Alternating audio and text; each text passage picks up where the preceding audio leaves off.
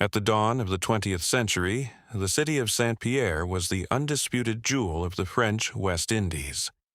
Nestled on the lush northwestern coast of the Caribbean island of Martinique, it was a place of breathtaking beauty and vibrant, intoxicating culture. With a population of roughly 30,000 people, it featured cobblestone streets, red-tiled roofs, a grand theater, a botanical garden, and bustling open-air markets. Its harbor was a forest of wooden masts and steamship funnels, exporting massive quantities of sugar and world-renowned rum to Europe and the Americas. People proudly referred to Saint-Pierre as the Paris of the West Indies. Looming just 4 miles to the north of this tropical paradise was Mount Pelée, a towering 4,500-foot volcanic peak. Covered in dense emerald rainforest, the mountain was considered a quiet, benevolent neighbor. It had not experienced a major eruption since the island was settled by Europeans centuries earlier.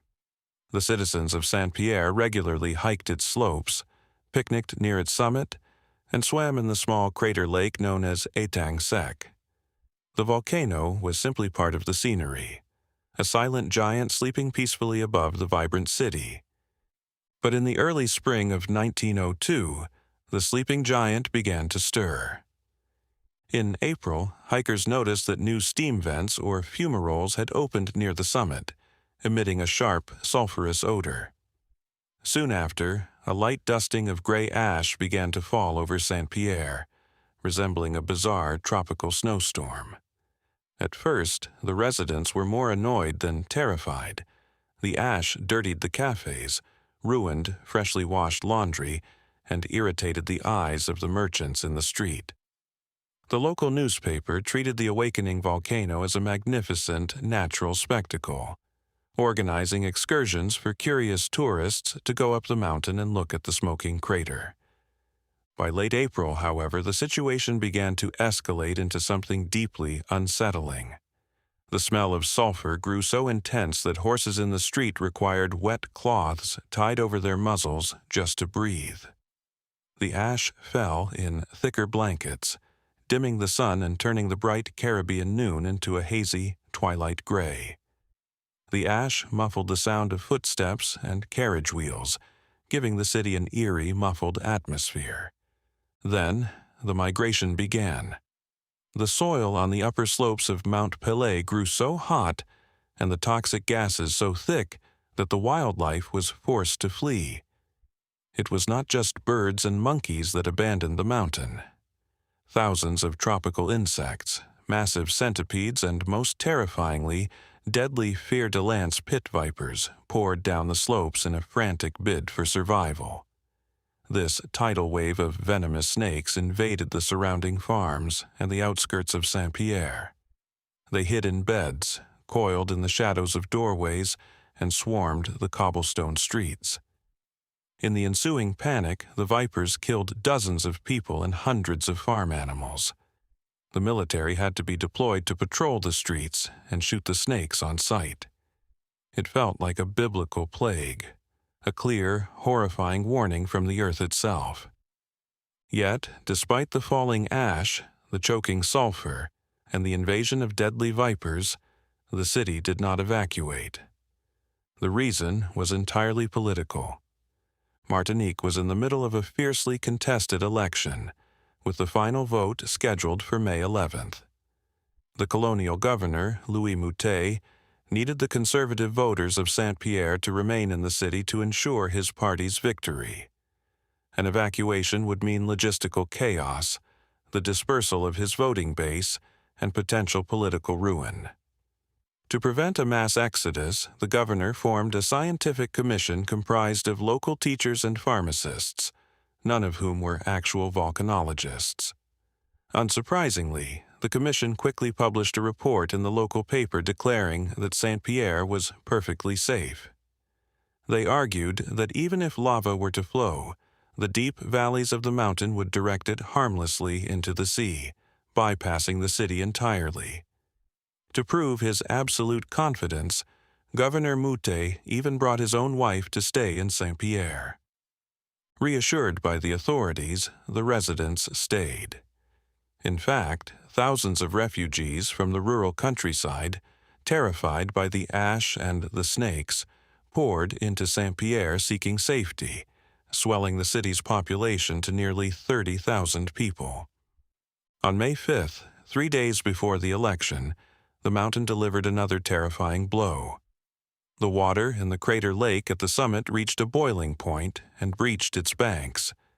A massive avalanche of boiling mud and water, known as a lahar, rushed down the river valley at the speed of an express train. It slammed into the Garin sugar factory on the edge of the city, instantly burying the facility and killing roughly 150 people. The displacement of Earth caused the sea to rapidly recede and return as a minor tsunami, flooding the waterfront. Even this tragedy did not trigger a mass evacuation. The harbor master strictly forbade ships from leaving the port without official clearance, insisting that port fees be paid and schedules be maintained.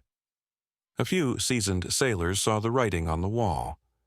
The captain of an Italian freighter looked at the smoking, vibrating mountain, drew a pistol on the harbor officials, and declared that if Mount Vesuvius ever looked the way Mount Pelée looked, he would flee Naples immediately.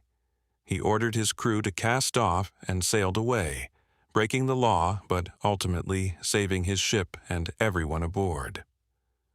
On the evening of May 7th, the air in Saint-Pierre was thick, hot, and electric with tension. Amidst this oppressive atmosphere, a 27-year-old local laborer and sailor named Ludger Sylbaris was drinking heavily in a waterfront tavern. Sylbaris was a rough, brawny man with a reputation for a quick temper and a history of getting into trouble. As the night wore on, an argument broke out, and Sylbaris got into a violent street brawl, allegedly drawing a cutlass and wounding another man. The local police quickly arrived, subdued the drunken sailor, and dragged him to the city jail. Because he was uncooperative, violent, and deeply intoxicated, the guards decided to bypass the regular cells and throw him into solitary confinement to sober up. The solitary cell was not a standard prison room. It was a partially underground magazine, a structure originally built by the French military to safely store gunpowder and explosives. Its walls were made of solid stone, several feet thick, supporting a heavy, bomb-proof vaulted ceiling. There were no windows. The only opening was a narrow slit carved into the heavy wooden door to provide a sliver of ventilation. Crucially, this slit faced the ocean, looking out toward the bay, directly away from the towering peak of the volcano. The guards shoved Sylbaris into the pitch blackness, locked the heavy iron mechanism, and left him alone in the dark. The next morning was Thursday, May 8, 1902. It was Ascension Day, a Catholic holiday. The city woke early. Church bells rang through the gray, ash-filled air. In the harbor, over a dozen merchant ships bobbed at anchor, their crews preparing for the day's work. At the local telegraph office, the operator sent a routine message to the neighboring city of Fort-de-France. At exactly 8:02, the telegraph line went dead. Mount Pelée did not erupt upward like a typical volcano. Over the preceding weeks, a massive plug of highly viscous, solidified lava had slowly formed in the main crater, acting like a giant cork. The incredible, incomprehensible pressure of the magma and gas building up inside the mountain could not escape through the top. Instead, the pressure found the weakest point. The entire southern flank of the mountain violently blew outward in a catastrophic lateral blast. This explosion unleashed a phenomenon so terrifying and previously undocumented that science did not yet have a proper name for it. Today, it is known as a pyroclastic flow. It was not a river of liquid lava, nor was it a simple cloud of smoke. It was a superheated emulsion of toxic volcanic gases, incandescent ash, and pulverized rock. Because it was incredibly dense, it did not rise into the atmosphere. Instead, it hugged the contours of the mountain, behaving like a fluid avalanche of fire. The temperature inside the cloud exceeded 1,800 degrees Fahrenheit, and it was moving with unimaginable speed, accelerating down the slope at over 300 miles per hour. The black, glowing cloud crossed the 4 miles between the volcano and the city in under 2 minutes. There was no time to sound an alarm. There was no time to run. There was barely enough time to look up. When the pyroclastic flow hit Saint-Pierre, the impact was apocalyptic. The city was not just burned, it was shredded by the sheer kinetic force of the blast. 3-foot-thick stone walls were instantly sheared off their foundations. Massive iron cannons were hurled through the air like toys. Statues were ripped from their pedestals and shattered. The heat was so intense that glass bottles melted into puddles, and massive wooden barrels of rum detonated in towering fireballs, raining flaming alcohol through the streets. For the 30,000 people in the city, death was practically instantaneous. As the cloud washed over them, the superheated gas seared their lungs the moment they took a single breath, causing instant asphyxiation and thermal shock. People were incinerated where they stood, sitting at cafe tables, lying in their beds, or walking to church. The destruction did not stop at the shoreline. The cloud rolled right over the water of the harbor, boiling the sea upon impact. The ships anchored in the bay were instantly dismasted, set ablaze, and capsized by the force of the wind. A few desperate sailors on the extreme outer edges of the blast zone threw themselves into the water to escape the burning air, only to be scalded to death by the boiling ocean. In less than 3 minutes, the Paris of the West Indies, the cultural heart of the French Caribbean, was completely erased from the face of the earth, reduced to a smoking, flattened wasteland of gray ash. Deep inside his underground cell, Ludger Sylbaris was sitting in total darkness. He had no view of the outside world. Suddenly, he heard a deafening roar, louder than any thunder he had ever experienced. The ground beneath him shook violently. A fraction of a second later, the blast wave hit the prison. Though his thick stone walls absorbed the catastrophic concussive force that leveled the rest of the city, the cell was not completely sealed. The superheated air, carrying fine, incandescent ash, forced its way through the narrow ventilation slit in his heavy wooden door. In an instant, the temperature inside the pitch-black cell skyrocketed.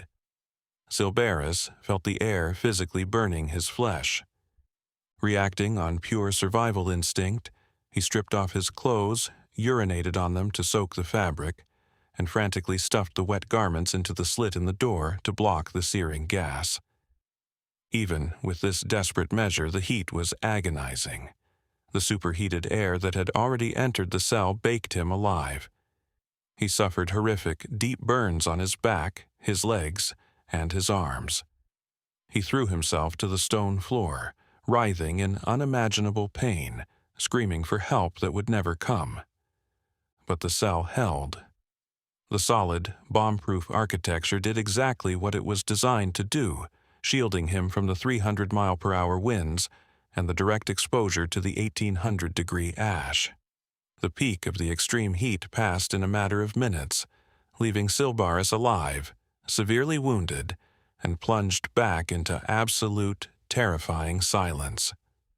Above him, 30,000 people were dead. The city was gone. For 4 agonizing days, Sylbaris waited in his dark, stone tomb.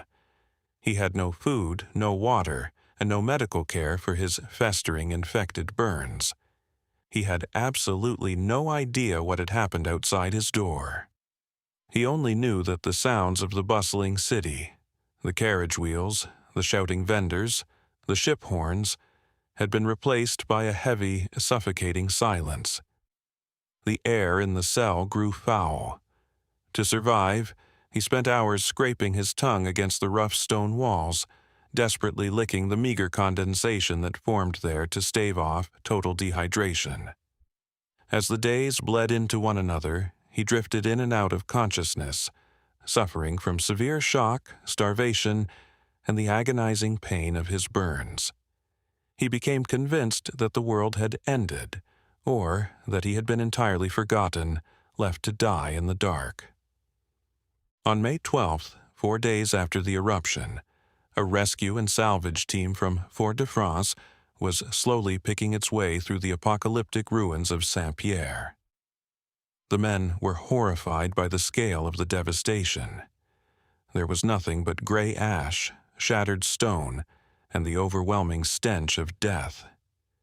They were not looking for survivors, because it seemed physically impossible that anything could have lived through the inferno. As the men moved past the flattened remains of the city jail, one of them stopped. Coming from beneath a pile of rubble, they heard a sound. It was a faint, raspy, desperate cry. Frantically, the men began to clear the heavy stones and debris. They uncovered the entrance to the solitary confinement cell. They broke through the heavy, charred wooden door and shone their lanterns into the darkness. There, lying on the stone floor, they found Ludger Sylbaris. He was horribly burned, emaciated, and completely blinded by the sudden light, but he was breathing. The rescuers carefully pulled him out of the dungeon and carried him through the gray wasteland to a waiting ship. As he was treated for his wounds, the incredible reality of his situation became clear. While 2 other people survived on the very extreme outer edges of the city, a man who ran out of the cloud and a young girl who took shelter in a coastal cave, Ludger Sylbaris was the only human being in the direct center of Saint-Pierre to survive the full, unmitigated force of the eruption. The story of the prisoner who survived doomsday shocked the world. When the news spread, Sylbaris became an international sensation. Recognizing the miraculous nature of his survival, and considering the unimaginable suffering he had endured in that cell, the authorities granted him a full and complete pardon for his crimes. But a man with such a story, and the deep, visible burn scars to prove it, could not simply return to a quiet life as a sailor. Shortly after his recovery, he was approached by scouts for the famous Barnum and Bailey Circus in the United States. They offered him a job, and he accepted. Sylbaris traveled the world with the circus. He was displayed in a replica of his stone solitary confinement cell, appearing before massive crowds. He was billed as the man who lived through doomsday and the most marvelous man in the world. He would recount the terrifying roar of the mountain, the searing heat in the dark, and the 4 days of agonizing silence, showing the audience the heavy burn scars that crisscrossed his body. He lived out the rest of his days as a minor celebrity, utilizing his incredible survival to earn a living, before eventually passing away from natural causes in 1929. The destruction of Saint-Pierre remains the deadliest volcanic disaster of the 20th century. But from the ashes of the city, a new scientific discipline was born. The tragedy of Mount Pelée forced the scientific community to drastically change its understanding of volcanoes.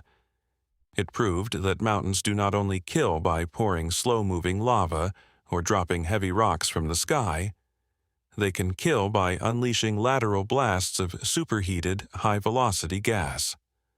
The term nuée ardente and the classification of Peléan eruptions became fundamental concepts in modern volcanology, leading to better monitoring and life-saving evacuation protocols around the world today. The story of the 1902 eruption is a haunting testament to the fatal combination of nature's absolute, indifferent power and the dangerous hubris of political leaders who ignored the warnings of the Earth. But above all, it remains the stage for one of history's most astonishing tales of survival. In an incredible twist of fate, the very punishment that was designed to lock Ludger Sylbaris away from society, to isolate him in darkness and stone, became the only shield strong enough to save his life when that entire society was wiped off the face of the earth.